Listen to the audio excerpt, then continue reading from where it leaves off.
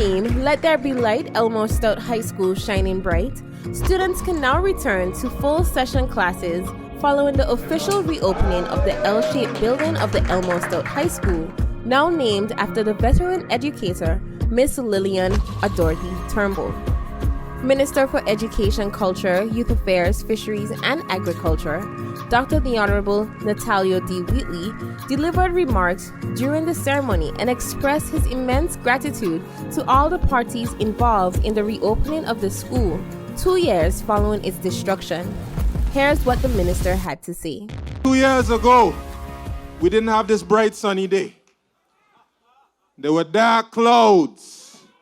Lots of wind, lots of rain, and persons fighting for their life. Today you can look behind me and you can see a building. The building looks like sunshine. That bright yellow looks like the sun. That blue looks like a clear blue sky. A reminder of God's promises to us and God's faithfulness to us. I'm so grateful, I'm so thankful today. So great, very grateful. I want to acknowledge the Honourable Premier, the Governor, the Deputy Premier, I can say that for the first time today. Give him a round of applause. Honourable Vincent Wheatley, Deputy Premier, the Deputy Governor, the Ministers of Government, the administration, the senior civil servants, certainly the honoree. Give her a round of applause. Members of the clergy, administration of the schools, hardworking individuals in the Ministry of Education, Culture, Youth Affairs, Sports, Agriculture, and Fisheries, special invited guests. All of you have come here to celebrate with us today. It is indeed a joyous occasion. I won't be too long here because you've been sitting here for a while already, and there's still some persons to be here. But I just want to acknowledge the wonderful work that has been done here. And the territorial song says, educating your people is the golden key to ensure the success of this territory. And this is a very important occasion that we're here for today. And I want to thank the persons who are responsible, starting with the Honourable Premier. The Honourable Premier is a man of action. And at times he's criticized, but I want to praise him today. Because as soon as he and his team were elected, he took action. And I might get in trouble for this, but I'll say it anyway.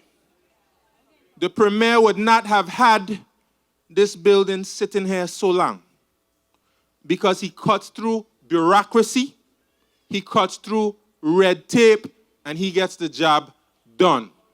Give the Honourable Premier a round of applause.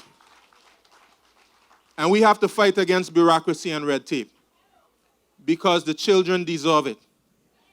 We can't be sitting down here too long with too much bureaucracy and red tape. The children deserve to have a proper place to be educated. I want to thank the contractors and the project management team, Dr. Glasgow from the Ministry of Finance, and Steve Augustine and project management, and all the contractors. I have to say I'm proud to be a Virgin Islander and see what our local contractors can do.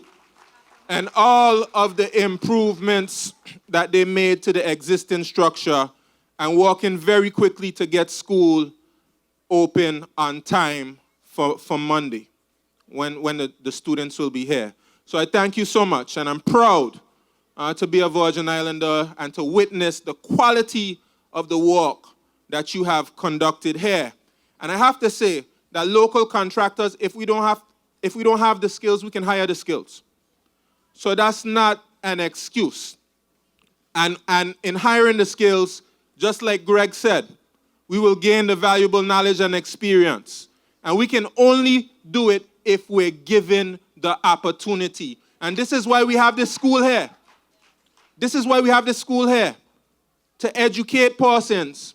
And it's a good example for our young people to see when you educate yourselves, you'll be given opportunities in your own country. So I'm grateful for the contractors and the whole project management team. I want to acknowledge the hardworking persons in the Ministry of Education and Culture et al., as we say, all the other subjects in this ministry. I want to thank my outgoing permanent secretary in the ministry, Dr. Marcia Pata, and have to as well acknowledge her for her lifetime of service to education.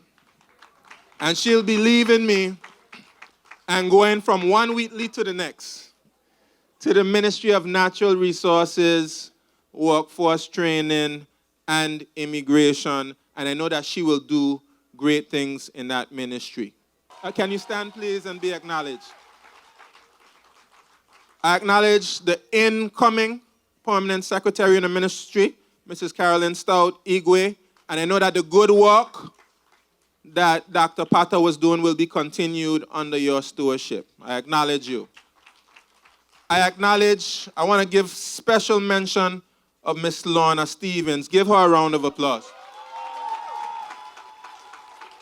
She has worked tirelessly, not just on this project, but on all projects in this ministry. We know what happened with Irma. Irma hit us a real blow, hit us a real lick. But we have persons like Miss Lorna Stevens who have committed herself to the recovery of the education system. And I'm grateful for you. I acknowledge the Chief Education Officer as well. And I know she would be happy to have this building here because of the miracles Dwight was talking about. She's been working miracles with the limited amount of space that we have. I want to acknowledge Mrs. Garraway, who's been doing an excellent job, and your whole team, your assistant principals, teachers, you know, the entire staff, the students, the parents, for being so patient with us and for making do with the situation. We all know what happened on September 6, 2017. But you have been able to perform despite the very difficult circumstances. And I thank anyone else who was a part of this particular effort. And I believe in my premier. I believe in my team, my ministerial colleagues, and all the elected representatives. This is not going to be the end. This is just the beginning, really. We have so much more work to do within this ministry, and we will commit ourselves. We will commit ourselves to getting another project like this done so that we can get the children back into a comfortable learning environment. And I certainly want to acknowledge Mr. Paul Bailey and the Recovery and Development Agency, because I went to the Clarence Thomas building and I was very impressed with the improvements that they made to that building to ensure that the young people are much more comfortable than they were previously. So thank you for that. And for the contractor. Excellent work there. And we're moving swiftly to ensure that we recover in the rest of the sector. We have Enos Adams coming up on September 9th. That's certainly something to give thanks for. We're grateful to Mr. Peter Haycraft and family for his kind patronage. We were in Virgin Gorda yesterday with Brigado Flax Educational Center, and I want to thank Unite BVI and thank the Cable and Wireless Charitable Foundation for their very generous contribution, and I acknowledge Unite BVI's added donation here today. I want to thank Maples and the Financial Services Group and Unite BVI for the music classrooms. Thank you so much. And let's keep going. BVI strong. Thank you.